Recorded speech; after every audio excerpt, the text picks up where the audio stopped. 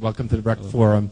This is a great place, and if you didn't sign in with your email and information, do so after the event, and you can get direct information emailed to you about future events that we'll have here. One in particular, which is coming up on November 11th. That's Thursday, November 11th at 7:30. We're going to have two other journalists and writers on Central Africa speaking. Robin Philpott from Montreal and Phil Taylor from Toronto are going to be here, and they're also going to talk about Rwanda and what happened in '94 and how what happened in '94 in many ways is still happening, and it's not like what you've heard in Hotel Rwanda. It's quite different, and it's important that people understand that and get the word out. So I hope you'll all be able to come to that as well. But anyway, tonight our guest is Keith Harmon Snow. He's a renowned journalist, and without further ado, let's welcome him. So thank you, Russell and Sheila Hamanaka Russell-Dale, who organized this and have been incredibly enthusiastic about trying to get me to talk here. Without their support and their cheering and organization, I wouldn't be here, because I just don't have the energy anymore to organize this sort of thing. And it's getting to the point where I'm not really having the energy to do these talks anymore. They take so much out of me. So tonight you're going to get a sort of an earful of information. And sometimes I don't know what to say at the very beginning, so I'll just say this is my perspective. It comes from, my whole life, some of which was operating from a place of whiteness where I didn't see my role in perpetuating violence in Africa as innocently as I was. By innocent, I mean not knowing any better and not really being in a place of being able to ask the questions that should be asked of people who go to Africa, that we should ask ourselves, or that go to Afghanistan, or go to Nicaragua, or wherever. By innocence, I mean in the sense, famous black writer whose name is escaping me at the very moment, who wrote that it's the innocence which is the very crime. And I can't think of his name. I'll think of him soon. But Baldwin. His last name was Baldwin. James Baldwin. Thank you. Okay, so in any case, at some point I started to wake up a little bit, and I've woken up a little bit more since then, working on this stuff. And so this is my perspective.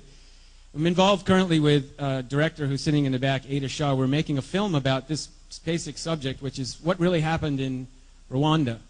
It's also a story about the politics of genocide. It's also a story about the politics of the genocides that we don't hear about, which is the politics of genocide.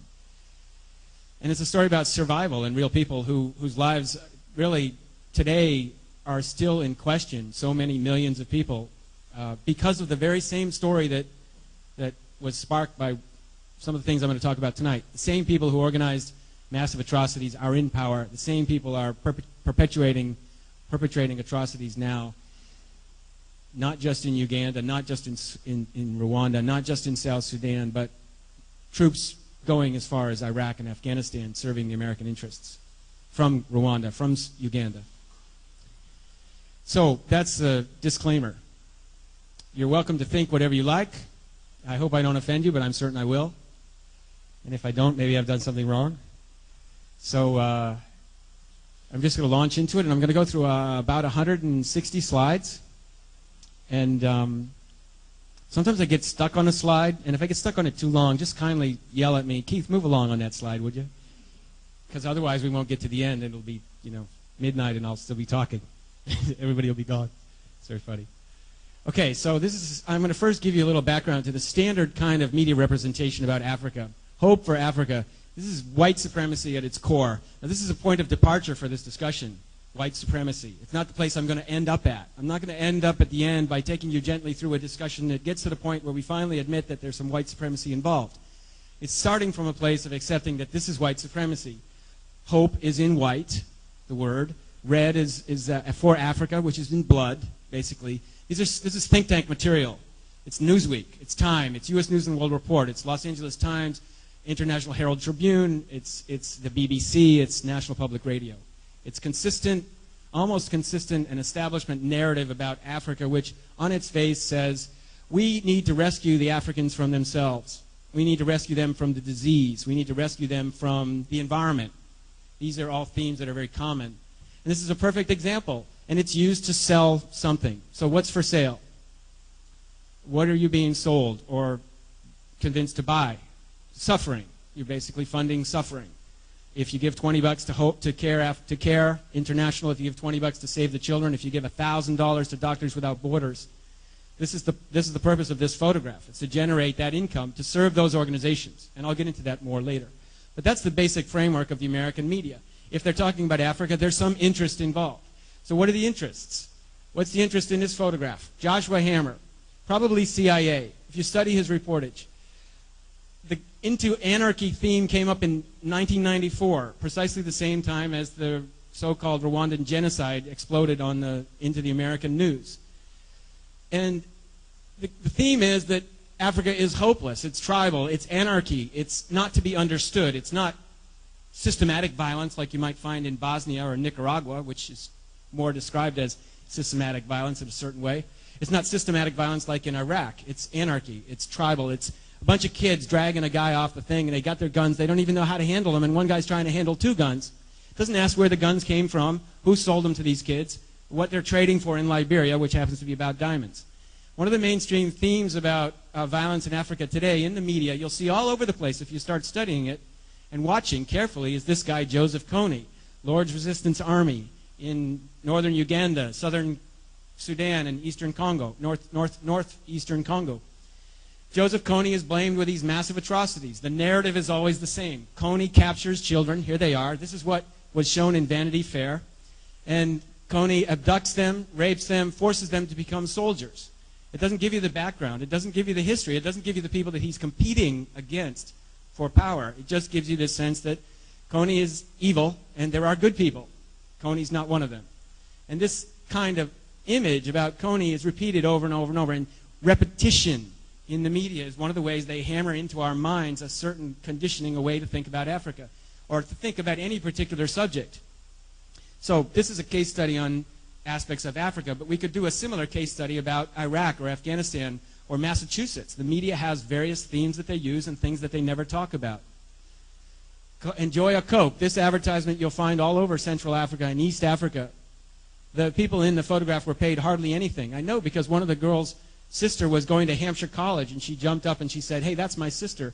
And they only gave her $50 for the advertisement, which was then pasted all over Africa.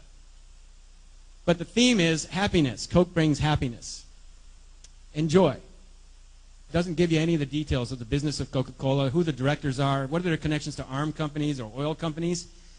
And to suggest that the directors of Coca-Cola are connected to arms companies that are sending arms into Africa, or that they're connected to oil companies, is just heresy for many Americans. They want to believe that Coke is wonderful, and they've been feeding their kids this for years, and they grew up on it. So, and if George Bush is shaking the hand of somebody, it must be a good man. So deconstruct this image, and you've got Africa in various states of collapse, and various states of suffering, and various states of ravaging. The different colors determine the extent of the ravaging, for example. On the left, you've got the heroes, the people who are going to change the situation by bringing pharmaceutical products to Africa and maybe Coca-Cola. And on the right, you've got the zombie. You've got the African suffering kid who, you know, the text is deadly toll. His eyes are rolling out of his head. You see that same image with the zombies in the King Kong movie. They're drooling, they're hairy, they're dirty, they're chanting, they're drumming, just like in Hotel Rwanda, the people waving the machetes. This is a zombie image. It's a kind of thing, and I hate questions in the middle of my presentation.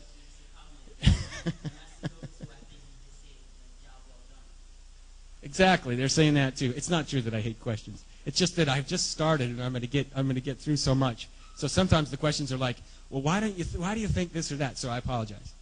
But please do interrupt, because I'll forget some things, and I'll say some things that are, you know, pieces that aren't completely correct sometimes. But this is, again, parts of the story.